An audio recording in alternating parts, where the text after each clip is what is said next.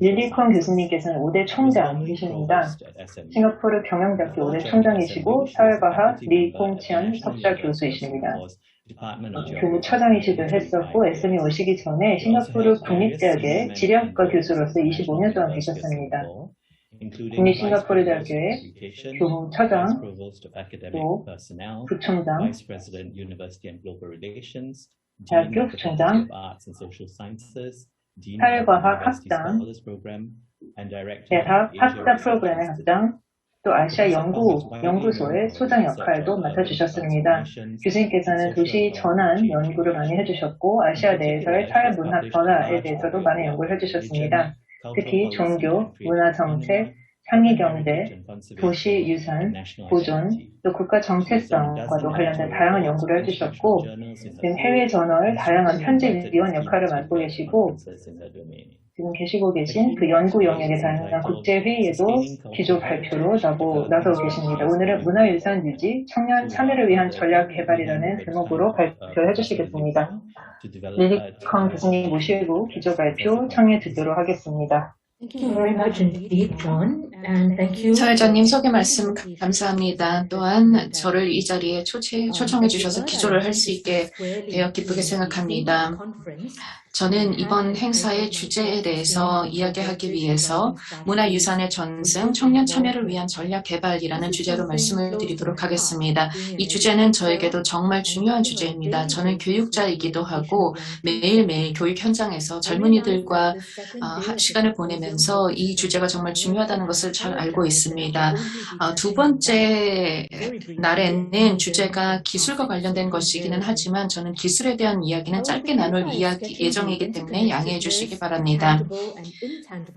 무형유산과 유형유산의 관계에 대해서 말씀을 드려보고자 합니다. 제가 그런 차원에서 좀 더 포괄적인 문화유산이라고 제 제목을 적어보았습니다. 무형문화유산뿐만 아니라 유형 문화유산에 대한 이야기도 해볼 것이고 다음으로 청년 참여에 대해서 말씀을 드리겠습니다. 미래에도 문화유산이 중요성을 갖기 위해서는 청년 참여가 중요합니다. 이와 관련해서 시간이 되는 대로 몇 가지 구체적인 아이디어를 말씀드리도록 하겠습니다. 이런 아이디어는 인류의 필요를 근간으로 한 것인데요. 청년 참여를 위한 전략 개발은 결국에는 이 전략이 인간의 니즈를 충족시키기 위한 것이고 그러면서 사회에서 문화유산이 유지될 수 있도록 하는 전략이라고 볼 수 있습니다. 첫 번째로는 유형과 무형 문화유산의 연결성에 대해서 말씀드리겠습니다.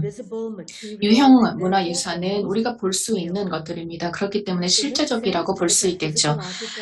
그래서 어떠한 다양한 문화재라든지 문화유산에 대해서 살펴보고 또 미래를 위해서 이를 유지하는 것은 중요합니다. 여러 문화재들 그리고 이와 관련된 여러 건축물들 그리고 인간의 창의성이 잘 반영이 되어 있는 이런 유형 유산들은 우리에게 가시성을 가지고 있습니다. 그렇기 때문에 이 유형 문화유산은 많은 사람들의 관심을 받고 그리고 앞으로도 계속해서 유형 문화유산을 보존하고 가꾸고 다음 세대에 물려주어야 된다는 인식이 넓게 퍼져 있습니다. 그렇기 때문에 청년들의 관심을 이끌어내는 것도 훨씬 더 유리하다고 볼 수 있습니다. 유형 유산, 특히 구체적으로 세계유산 현장들을 방문을 할 수 있겠고 청년들이 이러한 장소를 방문을 하고 또 관련된 문화재와 또 문화유산을 다시 만드는 작업을 통해서 관심을 이끌어낼 수 있습니다. 그런데 무형 문화유산은 어떠할까요? 무형 문화유산은 다양한 관습과 전통, 지식과 또 스킬이라고 볼 수 있겠습니다. 특정한 지역 공동체 혹은 특정한 개인들이 자신들의 문화유산이라고 생각하고 있는 다양한 관습들을 포함하고 있습니다. 유네스코에서 무형 문화유산을 정의하고 있는 그 정의를 참고해 볼 수 있습니다. 무형 문화유산에는 구전 전통, 현지의 지식, 그리고 여러 전통적인 관습과 전통을 포함하고 있습니다. 이러한 무형 문화유산은 유형 유산에 비해서 눈에 잘 보이지 않기 때문에 그리고 우리가 접근하기 좀 어렵기 때문에 좀 이해하기 어려울 수도 있습니다. 하지만 이러한 무형 문화유산은 여러 악기라든지 결과물이라든지 또 여러 물건을 통해서 가시성을 높일 수 있다고 생각합니다. 싱가포르에서도 이러한 활동을 많이 하고 있습니다. 그런 차원에서 유형성과 무형성 그리고 유형문화유산과 무형문화유산은 분명히 관련성이 있다고 생각합니다. 무형문화유산 보호를 위한 유네스코 2003년 협약은 2000 이후에 한번 개정이 되었고 그리고 유형유산과 무형유산의 연관 관계를 강조하는 방향으로 개정이 되었습니다. 이것이 의미하는 바는 결국 무형문화유산을 보호하는 과정이 유형문화유산을 보호하는 과정과 연결이 되고 또 반대 방향도 맞다는 것입니다. 하지만 한 방향으로 보존하는 것만으로는 충분하지 않습니다. 유네스코는 지금까지 다양한 노력을 기울여서 살아있는 인간 문화재들 그리고 살아있는 장인들을 보존하고 또 파악하고 인식하기 위해 노력해 왔습니다. 구체적으로 무형유산의 종목들을 전수받아서 이를 실천하고 있는 많은 사람들을 인지하고 인식하였고 이들을 인간 문화재로 인식하게 된 것은 정말 중요한 의미가 있습니다. 사람들이 가지고 있는 무형문화유산을 잘 계승하는 것이 중요하다는 점을 강조하기 때문입니다. 무형문화유산은 관련된 여러 물건들과 도구들 그리고 공간들을 통해서 가시성을 가지고 있습니다. 이와 동시에 유형문화유산 또한 무형문화유산과 관계가 있다고 볼 수 있습니다. 어떠한 기념물이나 유형유산 장소들 이러한 것들은 물질적인 측면뿐만이 아니라 이 물질에 기반이 되어 있는 여러 신화라든지 신념이라든지 믿음이라든지 종교라든지 관습이라든지 하는 다양한 무형문화유산과 연계되어 있다는 것을 우리는 잘 알고 있습니다. 그렇기 때문에 분명히 무형유산과 유형유산의 연관성이 있습니다. 이를 구분하는 것은 옳지 않을 것입니다. 우리는 다시금 깨닫게 됩니다. 좀 더 총체적으로 접근을 해야 하고 또 유형유산과 무형유산을 전승하고 또 보존하는 데 이 관계를 잘 고려해야 된다는 것을 의미합니다. 아마 많은 사람들께서 이 둘의 관계를 잘 알고 계실 것입니다. 그러면 이제 두 번째 주제로 넘어가 보도록 하겠습니다. 두 번째 주제는 다름이 아니라 바로 청년의 참여가 얼마나 중요한지에 대한 것입니다. 젊은이들, 청년은 유산을 보존하는 데 정말 중요한 역할을 합니다. 유형이든 무형이든 그러합니다. 이유는 명백합니다. 한 사회가 자신의 문화유산을 보존하고 투자를 하고 후세대를 위해서 갖고 나간다라는 것은 결국은 세대 간의 의미를 가진다는 것을 의미합니다. 만약에 현재 세대 간의 전승이 이루어지지 않는다면 그런 모든 노력이 헛수고로 돌아가게 될 것입니다. 오늘날 젊은 세대가 이런 유산의 중요성을 인지하지 못한다면 우리의 보존 노력 또한 헛수고가 될 것입니다. 오늘날 학생들이 그리고 청년들이 이러한 유형과 이런 관습과 이러한 무형유산의 중요성 그리고 이런 유산의 중요성을 인지하지 못한다면 정말 게임이 끝났다고 할 수 있습니다. 뿐만 아니라 과연 이들이 이런 중요성을 깨닫지 못한다면 이들의 가치, 유산의 가치를 깨닫지 못한다면 다음 세대로 전승하기 위한 노력을 기울이지도 않을 것이고 관심을 갖지 않을 것이고 그렇기 때문에 이런 유산이 이번 세대에 끝날 수도 있습니다. 따라서 우리 사회의 청년들 그리고 젊은 세대가 유산에 대한 가치를 깨달을 수 있도록 하는 것이 정말 중요합니다. 그래야만 우리의 유산이 계속해서 이어질 수 있습니다. 그렇다면 세 번째로 우리가 해야 할 질문이 있습니다. 어떤 전략을 펼쳐야만 청년들과 젊은이들의 관심을 이끌어내고 유형유산과 무형유산을 보존하는 데 함께할 수 있을까에 대한 것입니다. 제가 시간이 되는 한 5가지 전략을 말씀드리고자 하는데 한 10분 정도 남았기 때문에 몇 가지를 말씀을 드릴 수 있을 것 같습니다.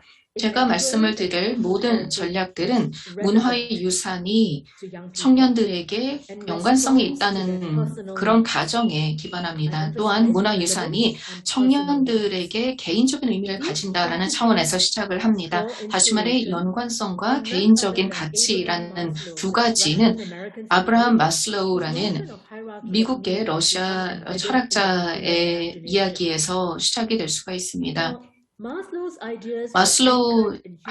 마슬로우는 인간의 발전과 또 심리학에 대한 연구를 했습니다. 그리고 발전의 단계 혹은 성장의 단계에 있어서 각각의 단계의 연관성을 연구하고 또 발표를 했습니다. 계층화 그리고 단계 그리고 전 단계와 그 다음 단계라는 그런 차원에서 우리는 종종 생각을 하는데 이 단계들은 서로 연계되어 있다는 것을 기억해야 합니다. 문화와 또 맥락이라는 이런 여러 요소들이 있습니다. 인간의 가장 기본적인 니즈가 계층화되어 있다는 것은 아마 모두 아실 것이라고 생각이 됩니다.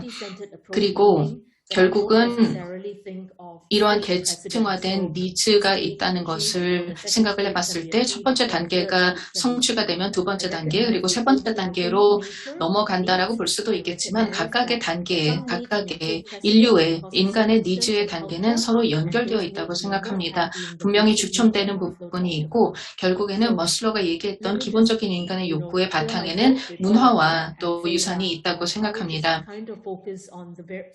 저는 다양한 마슬로가 얘기했던 우리 인간의 니즈 중에 몇 가지만 말씀을 드려보도록 하겠습니다. 물론 이런 인간의 욕구 피라미드에 대한 비판을 하는 사람들도 있다는 것도 잘 알고 있습니다. 그리고 하지만 이 인간이 가지고 있는 니즈의 일부분에 있어서는 분명히 우리가 직관적으로 이해할 수 있는 부분이고 또 우리 인간이 가지고 있는 니즈라고 볼 수 있습니다. 이런 니즈의 계층을 활용을 해서 청년들을 어떻게 무형문화유산 보존에 참여시킬 수 있는지 그리고 미래를 위한 문화유산을 어떻게 보존할 수 있는지에 대해서 생각을 해보도록 하겠습니다. 또 한 가지 미리 말씀을 드리고 싶은 것은 인간의 욕구 피라미드에 나오는 이 욕구들은 청년들에게만 해당되는 것이 아니라 모든 인간에게 해당이 되는 것입니다. 또 연령과 상관없이 누구나 가지고 있는 인간의 욕구라고 볼 수 있습니다. 욕구 피라미드를 생각해 보도록 하겠습니다. 그 욕구 피라미드에 보면 두 가지가 있습니다. 성장의 욕구와 그리고 충족, 결핍의 욕구가 있습니다. 결핍의 니즈라는 것은 안전이나 사회적인 소속감 그리고 자존감 등이 있습니다. 성장과 관련된 니즈는 인지적인 니즈, 심미적인 니즈, 그리고 자기 충족의 니즈 등등이 있습니다. 저는 이러한 욕구 피라미드를 우리 논의의 출발점으로 삼고자 합니다. 결국 인간이 가지고 있는, 이 개개인이 가지고 있는 다양한 니즈들이 있는데 이러한 니즈들을 바탕으로 해서 청년들을 참여시킬 수 있는 전략들을 세워볼 수 있을 것입니다. 그렇게 된다면 결국 청년들에게 직접적인 연관성과 가치가 있는 문화로 접근할 수 있을 것입니다. 저는 모든 결핍의 니즈와 성장의 니즈를 다 말씀을 드릴 시간은 없을 것이고 몇 가지만 말씀드려보겠습니다. 첫 번째로는 안전의 욕구가 있습니다. 안전의 욕구는 무슨 뜻일까요? 이것은 결국 인간이 기본적으로 물리적인 안정을 느끼고 경제적인 안전을 느끼고 또 감정적인 안전을 느낄 필요가 있다는 것을 의미합니다. 물리적인 안전이라는 것은 전쟁이나 공포로부터의 안전이겠죠. 그리고 경제적인 안전은 금융 안전 또 직업의 안정을 이야기할 수 있습니다. 다음으로 감정적인 안전은 폭력이나 아니면 여러 폭언으로부터 안전할 그런 안전의 니즈일 것입니다. 청년들이 문화유산 보호에 함께하기 위해서는 이러한 안전의 측면들을 우리가 해결할 수 있도록 도와주어야 합니다. 예를 들어서 전통 문화와 관련돼서 문화유산 중에는 어릴 때 전래 동화라든지 아니면 전래 동요 등이 있습니다. 이러한 동요라든가 동화는 감정의 안전을 제공해 줄 수 있습니다. 싱가포르에서도 종종 강조하는 바대로 최근에 코로나로 인해서 감정적인 우울증을 겪는 사람들도 많이 있고 청년들도 감정적인 어려움을 경험하는데요. 결국 우리의 감정적인 안전을 보장해 주기 위해서 우리는 전통 문화를 활용할 수 있습니다. 전통 문화의 여러 종목과 여러 요소들을 활용함으로써 청년들에게 감정적인 치유를 제공할 수 있고 감정의 힐링을 제공할 수 있음으로써 청년들이 문화유산의 가치를 볼 수 있게 하는 것입니다. 이런 방식을 사용하게 된다면 결국 문화유산이 청년들의 일상에 스며들 수 있게 될 것입니다. 별도로 시간을 내서 어딘가를 방문해야 하고 박물관을 방문해야 하는 그런 활동이 아닙니다. 실제로 청년들의 일상에 스며들 수 있는 문화유산이 될 수 있을 것입니다. 안전의 욕구 중에 또한 문화유산과 연결될 수 있는 부분은 아마도 커리어 측면 그리고 직업이라는 측면이 될 수 있습니다. 전통 문화 산업이 청년들에게 일자리를 제공할 수 있고 경제적인 안전을 제공할 수 있습니다. 이러한 방식으로 전통 문화 유산이 청년들의 일상에 들어갈 수 있습니다. 이들의 일상에 무관한 것이 아니라 유관한 것이 될 수 있습니다. 그렇기 때문에 전통 문화 산업에서 일자리를 창출하고 또한 청년들이 이 관련된 커리어를 추구할 수 있도록 하며 그리고 전통 공예와 또 전통 공연 등과 같은 이런 분야에서 다양한 기회를 제공을 하게 된다면 청년들은 전통 문화가 자신들에게 관련성이 있고 또 자신들이 살아나가는 그런 문화의 일부라는 것을 깨닫게 될 것입니다. 자, 두 번째로는 또 다른 욕구 피라미드 중에 사회적인 소속감이라는 니즈에 대해서 이야기해 보도록 하겠습니다. 이 사회적 소속감이라는 것은 각 개인이 느끼고자 하는 소속감을 이야기합니다. 어떠한 사회 그룹에 속해 있다는 그런 느낌을 주는 것이고 이를 통해서 웰빙을 달성할 수 있습니다. 청년들은 소속감을 원합니다. 자신들이 고립되어 있고 외롭다는 생각을 많이 하기 때문입니다. 아시겠지만 청소년들이 종종 이렇게 외로움을 느끼고 또 고립감을 느끼고 나는 누구인가 또 정체성을 찾아 나가면서 소속감을 원합니다. 물론 나이 든 분들도 그런 느낌을 가질 수 있겠지만 청년들에게 있어서는 소속감은 정말 중요합니다. 소속감은 자연스럽게 생겨날 수도 있지만 우리가 촉진할 수도 있습니다. 학교의 다양한 동아리라든지 지역사회 협회나 활동할 수 있는 단체들, 이러한 단체들의 활동에 참여함으로써 청년들이 소속감을 구축할 수 있습니다. 청년들이 소속감을 느끼고 일종의 정체성을 형성할 수 있다는 것이죠. 다양한 단체와 다양한 그룹에 소속돼서 활동을 하고 또 문화와 관련된 활동을 하면서 청년들은 자연스럽게 문화유산과 가까워질 수 있고 그리고 이에 따라서 그 그룹에 속한다는 느낌을 강화할 수 있습니다. 문화유산이 그렇기 때문에 청년들을 다양한 사회적인 단체와 그룹으로 이끌어낼 수 있는 도구가 될 수 있고 이러한 과정을 통해서 청년들은 자신들의 정체성을 강화하고 또 소속감을 느낄 수 있게 됩니다. 이러한 방식의 전략이 활용이 될 수 있습니다. 또 한 가지 방법은 청년들이 때로는 특정한 문화 주제에 관심이 없을 수도 있습니다. 그렇지만 어떤 단체에 속하거나 동아리에 속하고자 하는 그런 욕구는 있을 수 있습니다. 그리고 그러한 그룹에 속해 보았더니 그런 그룹에 가입을 했더니 동호회에 들어갔더니 다른 사람들이 문화유산에 관심을 갖고 있다는 것을 깨닫고 또 알게 되면서 자연스럽게 관심이 높아질 수 있습니다. 문화유산은 이러한 차원에서 청년들의 니즈를 충족시켜 줄 수 있고 이들의 사회적인 필요 그리고 감정적인 필요를 충족시켜 줄 수 있다고 생각합니다. 세 번째, 이 욕구 피라미드에서 나오는 니즈 중에서 자존감에 대해서 생각해 보도록 하겠습니다. 자존감과 존중 그리고 인정과 관련된 욕구입니다. 이 인정의 욕구는 여러 가지 방법으로 충족을 할 수 있습니다. 혼자 충족을 할 수 있죠. 저도 몇 년 전에 비해서 제가 이러한 인정의 욕구를 스스로 충족하기 위해 노력을 했고 또 제 자신이 전공 분야에 대한 자존감을 갖게 되었습니다. 그리고 학생들에게도 왜 이 전공을 선택을 했는가라고 질문을 했을 때 지금까지 공부를 했는데 성적이 좋았고 또 인정을 받았기 때문이다라고 답을 하는 것을 들을 수 있습니다. 충분히 인정을 받고 칭찬을 받고 그렇게 된다면 자신이 자존감이 높아지고 인정 욕구가 충족되는 것을 볼 수 있습니다. 이런 인정 욕구가 욕구 피라미드에 상당히 중요한 부분이죠.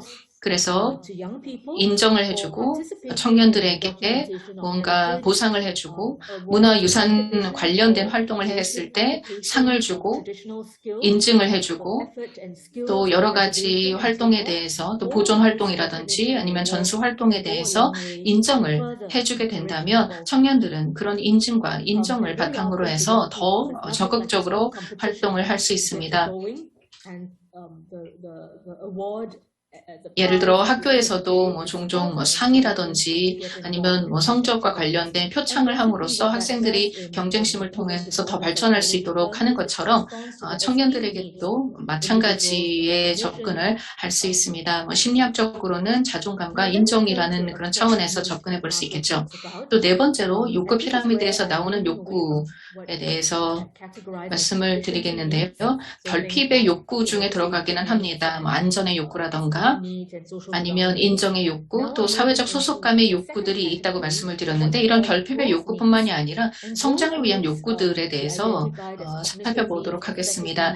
인지적인 니즈 그리고 여러 그런 추가적인 니즈가 있는데 이에 대해서 보도록 하겠습니다.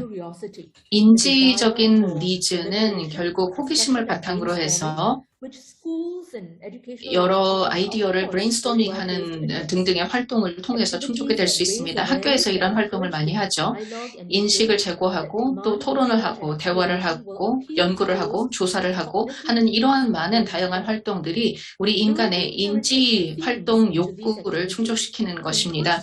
인지 활동을 하는 데 있어서 문화유산을 주제로 수행을 하게 되면 청년들이 또 학생들이 자연스럽게 문화유산에 대한 관심이 높아질 수 있습니다. 단지 사회라든지 역사 과목에서만 다룰 필요는 없습니다. 문화유산이라는 분야는 학교의 다양한 주제 과목에 연결될 수 있습니다. 음악과 물리 그리고 기타 등등의 다양한 수학이라든지 이러한 과목에 다 통합이 될 수 있다고 생각합니다. 이렇게 각 교과목에 통합을 시킴으로써 인지적인 니즈를 충족시키는데 문화유산을 주제로 사용을 하는 것이죠. 예를 들어서 학생들이 토론팀을 꾸려서 진행을 할 때 문화유산을 주제로 던져줄 경우에는 이들이 적극적으로 토론을 하고 조사를 하고 이 과정에서 자연스럽게 문화유산에 대한 지식이 높아지고 또 관심이 높아질 수 있습니다. 이렇게 인지 관련된 니즈를 활용을 해서 청년들의 또 학생들의 관심을 높일 수 있다는 점이죠. 마지막 전략이 되겠는데요. 네, 마지막 다섯 번째 전략을 말씀드리겠습니다. 심미적인 욕구 또한 중요한 인간의 욕구입니다. 욕구 피라미드에서 확인을 할 수가 있는데요. 이 심미라는 것은 사실 정의하기 어려운 것이고 문화에 영향을 받습니다. 그리고 매체에 영향을 받기도 하죠. 심미가 무엇인가를 생각을 해봤을 때 그렇습니다. 학생들의 경우에는 전통적인 매체보다는 현재 그 보편적인 매체의 영향을 받고 심미적인 개념을 만들어 나가게 됩니다. 그럴 때 어떻게 우리가 학생들에게 다가갈 수 있을까요? 애니메이션과 비디오 게임과 또 뮤직비디오와 같은 다양한 즉 청년들과 학생들이 관심을 가지고 있는 매체를 활용함으로써 이들의 관심을 이끌어낼 수 있고 또 심미적으로 만족감을 줄 수 있는 문화적인 경험을 선사할 수 있습니다. 이런 정도, 즉 다섯 번째 전략이 제가 말씀을 드린 전략 중에서 그나마 가장 기술과 관련된 부분일 것 같은데요.